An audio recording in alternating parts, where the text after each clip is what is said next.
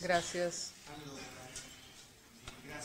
Les agradezco por haberme invitado. Es una ocasión importante para decir ciertas cosas, para dar un mínimo de información, por lo menos desde mi punto de vista.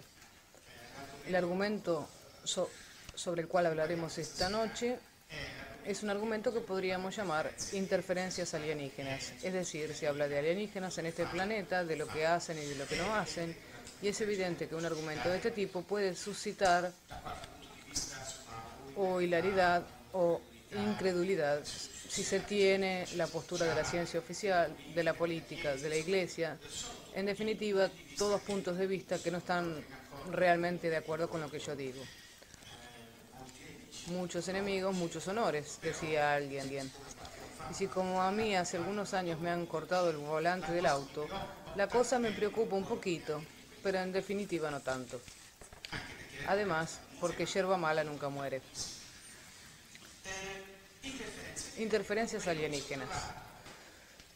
Yo me involucré en el estudio de este problema, no lo quería hacer como es habitual, pero me encontré con esto por casualidad. En ese entonces, muchos años atrás, estaba en el Centro Ufológico Nacional. Este argumento era tratado solamente por los norteamericanos, Pat Hopkins a la cabeza, luego se agregó John Mack, psiquiatra de la Universidad de Harvard. Por lo tanto, no es cualquier tonto, ganó un Pulitzer como en un libro muy interesante. Luego un día se empezó a ocupar de alienígenas y la universidad le inició un proceso judicial. Él escribió un libro donde habla de alienígenas, 22 o 23 casos, analizados con hipnosis regresiva, donde los sujetos bajo hipnosis decían, recordaban haber sido atrapados por alienígenas y que estos les habían hecho cosas.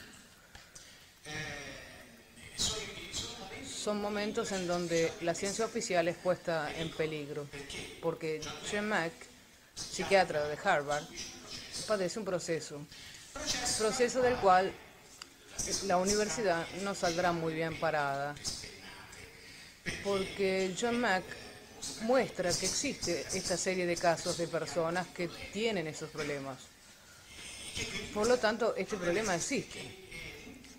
No se dice los alienígenas existen, se dice que existe un problema, que no es poco. En esos años yo me movía dentro del Centro Ufológico Nacional, porque era el encargado de la parte técnico-científica. En el Centro Ufológico Nacional nunca hubo grandes luminarias. Había periodistas, históricos, archivistas, pero yo provenía de la química orgánica, había hecho todo el recorrido de la universidad, etcétera, etcétera. Había estudiado física cuántica, por lo tanto veníamos de realidades completamente distintas. Cuando aparecían cosas extrañas me decían, anda vos que entendés, y me mandaban a estudiar estas cosas. Así fue que un día en Génova un muchacho que se llamaba Valerio Lonzi contó haber visto luces que le giraban alrededor cuando tenía 15 años y estaba en un campamento y luego no se acordaba de lo que le había pasado. Así que me mandaron a mí. Yo no quería ir, pero me mandaron. Así empezamos a estudiar este caso, nos dimos cuenta que después de un año y medio que este muchacho bajo hipnosis regresiva contaba a grandes rasgos las mismas cosas que contaban los abducidos norteamericanos en los libros. Entonces quería decir que el problema no era solamente norteamericano, era también italiano. Entonces publiqué un libro, este libro tuvo 2 ediciones con 35.000 copias vendidas y provocó algo tremendo. Es decir, hizo enojar al Centro Ufológico Nacional, porque ellos me habían impulsado a publicar este libro, pero una vez que fue publicado se dieron cuenta que el contenido de lo que estaba escrito a sus amigos, los militares, no les gustaba, no lo querían. Y se dieron cuenta después. Entonces empezaron a decir que este libro estaba lleno de porquerías, que puede ser posible, pero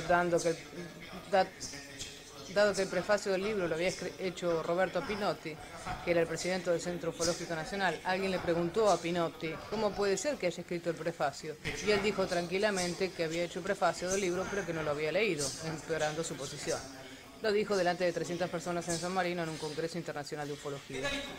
De ahí, por diversos motivos que no estaré acá a contar, comencé a separarme del Centro Ufológico Nacional y traté de llevar adelante este argumento por mi propia cuenta. ¿Por qué? Porque el CUM había cometido un error. Me habían dado un encargo y si a mí me dan un encargo, hasta que no lo termino puedo llegar a morir, pero el encargo lo hago. Y hasta el día de hoy estoy en esto, tratando de llevar adelante este argumento. Así fue como me encuentro en medio de todo esto. No quería hacerlo, pero ahora estoy. ¿Qué hemos descubierto en estos años? Las cosas más extrañas de este universo. No nos habríamos imaginado jamás. Partimos del libro sobre el once. Este libro sirvió como cebo. Quería ver si en el mercado italiano la gente que leía el libro de alguna manera resultaba capturado por este anzuelo.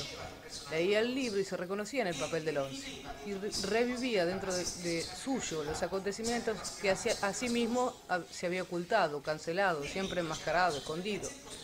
En el libro estaba su experiencia construida en un ambiente hipnótico. El muchacho resultaba atrapado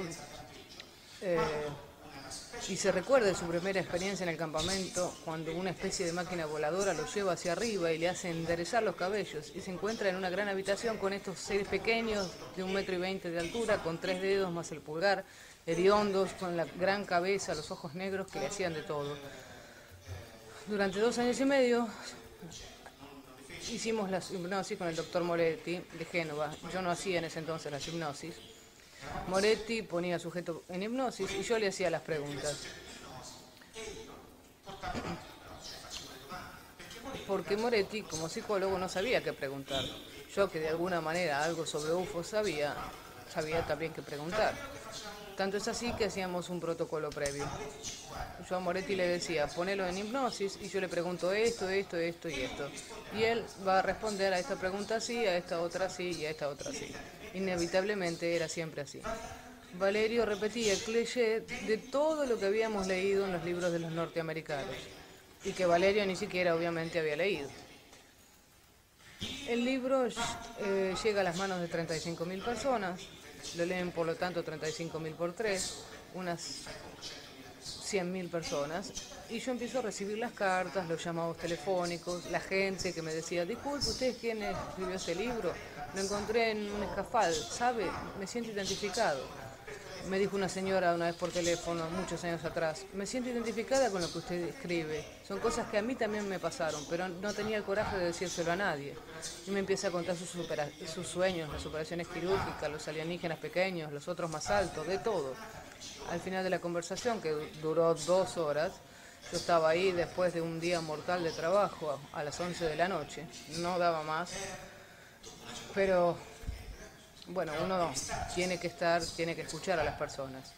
Entonces me dice, ahora que le conté todo, dígame que estoy loca, si finalmente pongo un punto final a esta historia. Yo le dije, señora, usted me contó todo, yo no lo sé, pero a mí me parece que usted no está loca. Y lo que me contó no me parece que lo haya soñado, sino que realmente lo ha vivido. 3 segundos de silencio.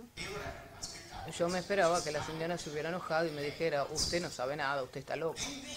En cambio no, al contrario, surgió el reconocimiento. Ah, sí, supe siempre que era así. Bueno, esto es lo que estaba pasando. Es decir, había una respuesta de la humana progenie frente a las cosas que yo había escrito. Entonces me dije, acá hay que trabajar, tratemos de entender un poco más. Con el caso de Valerio Lonzi no habíamos entendido casi nada, creíamos que habíamos entendido todo, pero en realidad no. Bueno, sí, el sujeto, vos, era secuestrado, los alienígenas estaban hechos de una cierta manera, te llevaban al platillo volador, te hacían de todo y luego te llevaban de vuelta a casa. Y vos te encontrabas ahí medio aturdido y sin memoria. Llegaban las cartas, teníamos que tratar de entender. Entonces nos inventamos un test de autoevaluación, el TAB, un test que se ha modificado con el tiempo y que servía para hacer un screen de todas las personas que nos escribían. Hoy recibo en un año de 14 a 16.000 mails a los cuales debo responder a todos en un año. Hay gente que me escribe 5 veces por día y si no le respondo dentro de las 56 horas me escriben diciendo, ¿qué haces? ¿Te olvidaste de mí?